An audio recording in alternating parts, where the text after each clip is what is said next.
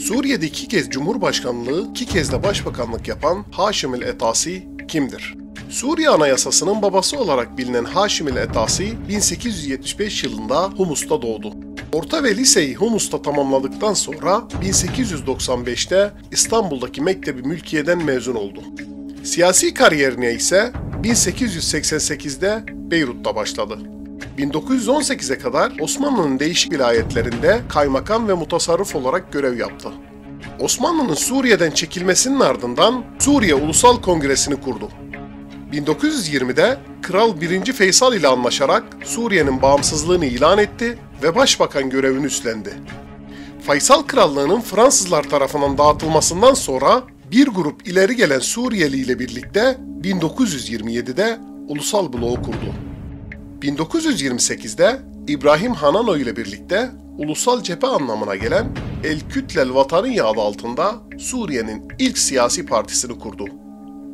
1936'da Fransız mandası gölgesinde yapılan başkanlık seçimlerinde Suriye'nin ilk devlet başkanı olarak seçildi. Fransızların Suriye'nin tam bağımsızlığını reddetmesi halkı sokaklara yığdı.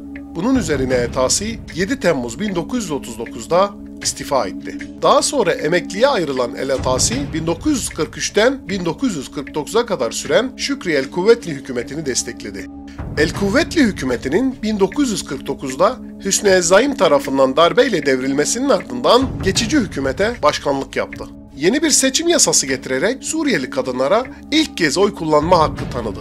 Kasım 1949'da yapılan seçimleri kazanarak bir kez daha Cumhurbaşkanı olarak seçildi.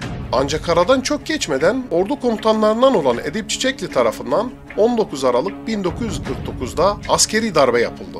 Darbe sonrası tüm bakanlar ve Haşim yanlısı devlet adamları kaçırıldı ve parlamento feshedildi. 24 Şubat 1954'te Edip Çiçekli hükümetinin devrilmesiyle birlikte devlet başkanlığı görevine geri döndü. Eylül 1955'te yaşlı ve sakat olarak siyasi hayattan emekli oldu.